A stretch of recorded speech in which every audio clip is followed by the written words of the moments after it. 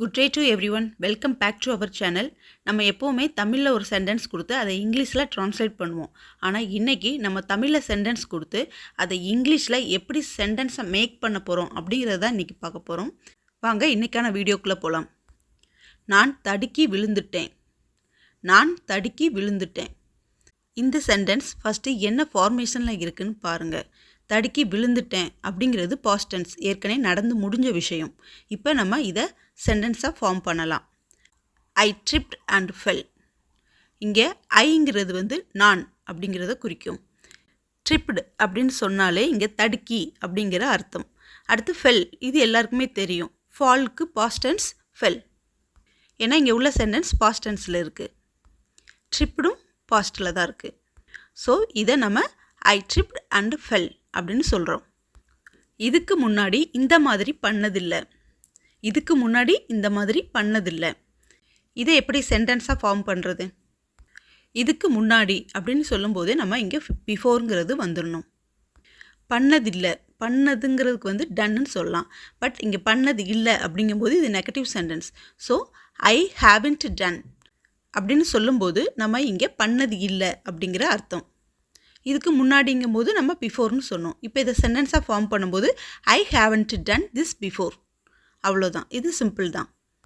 Move on next sentence. சூடான tea குடிச்சு நாக்கு சுட்டுடுச்சு. இதை எப்படி சொல்லலாம்? சூடான டீ குடிச்சு நாக்கு சுட்டுடுச்சு. அப்போ சூடான டீ அப்படின்னு சொல்லும்போதே நம்ம ஹாட் டீ அப்படின்னு சொல்லிடலாம். நாக்கு அப்படிங்கும்போது தங்க், அதுவும் முடிஞ்சுது. சூடான டீ நம்மளுக்கு ஹாட் டீன்னு தெரியும். நாக்குங்கும்போது தங்க், அதுவும் தெரியும்.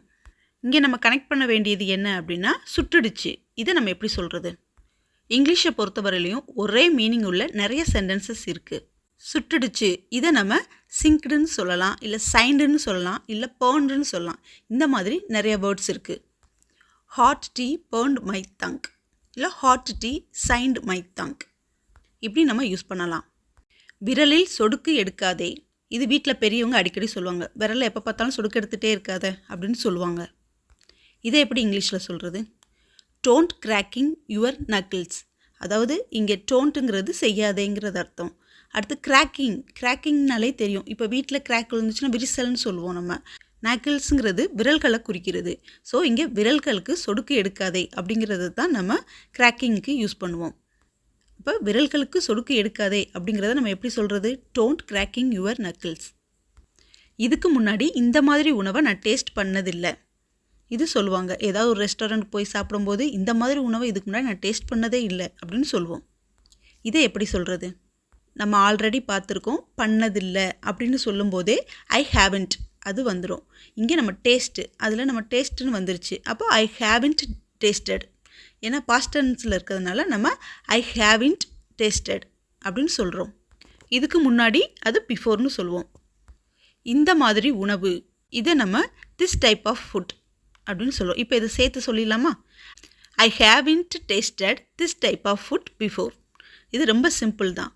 நம்ம எப்போவுமே சப்ஜெக்டை கொண்டு வந்துருங்க. அடுத்து வெர்பை ஃபார்ம் பண்ணிக்கோங்க.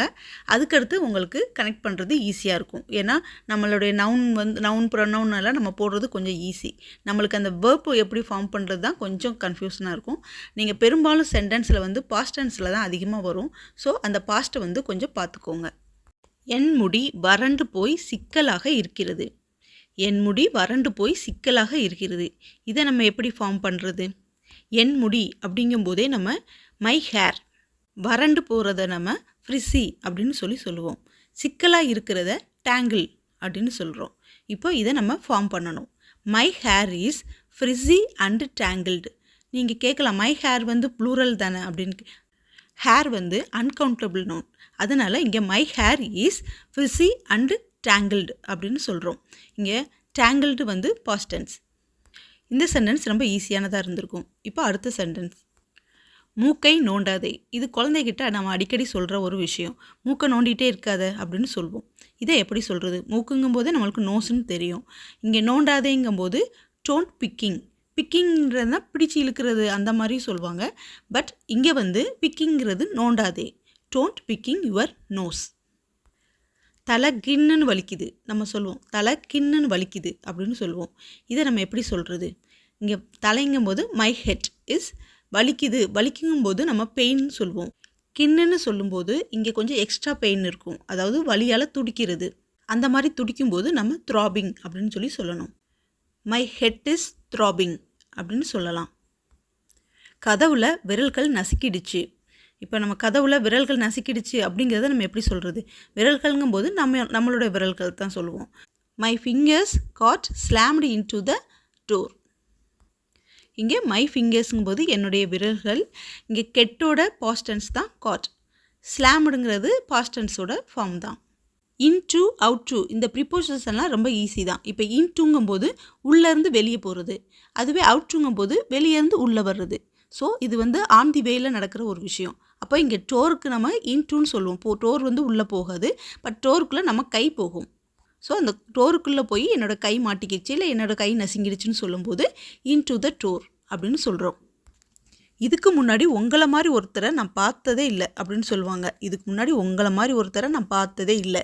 இப்போ இதை எப்படி சொல்கிறது? நம்ம ஆல்ரெடி சொல்லியிருக்கோம், பார்த்ததில்லை, பண்ணதில்லை, இந்த மாதிரி இதெல்லாம் சொல்லும்போது ஹேவின்ட்டுன்னு யூஸ் பண்ணுவோம். ஸோ நான் பார்த்ததில்லை அப்படின்னு சொல்லும்போது ஐ ஹேவின்ட் சீன். ஓகே, ஐ ஹேவின்ட் சீன். அப்போ உங்களை மாதிரி அப்படிங்கும்போது சம் ஒன் லைக் யூ. உங்களை மாதிரி ஒருத்தரை நான் பார்த்ததில்லை அப்படிங்கும்போது I haven't seen someone like you before. இதுக்கு முன்னாடி நான் பார்த்ததே இல்லை அப்படிங்கிறத குறிக்கிறது. இன்றைக்கி நம்ம பார்த்த சென்டென்ஸ் எல்லாம் நம்ம எப்படி சென்டென்ஸை மேக் பண்ணுறது அப்படிங்கிறத பார்த்தோம். இன்றைக்கி உங்களுக்கான ஒரு சென்டென்ஸ். நான் இதுக்கு முன்னாடி இதை பற்றி கேள்விப்பட்டதில்லை. இது ஈஸி தான், நம்ம ஆல்ரெடி யூஸ் பண்ண மாதிரி மெத்தடு தான். நான் இதுக்கு முன்னாடி இதை பற்றி கேள்விப்பட்டதில்லை. இதை எப்படி சொல்லலாங்கிறத நீங்கள் என்னுடைய கமெண்ட் பாக்ஸில் சொல்லுங்கள். இந்த வீடியோ உங்களுக்கு பிடிச்சிருந்தது மறந்துடாமல் லைக் பண்ணுங்கள், உங்கள் ஃப்ரெண்ட்ஸுக்கும் ஷேர் பண்ணுங்கள். இந்த வீடியோ நீங்கள் மேலும் தெரிஞ்சுக்கணுன்னா என்னுடைய சேனலை சப்ஸ்கிரைப் பண்ணிக்கோங்க. தேங்க்யூ ஃபார் வாட்சிங் full video. Still take care and see you later.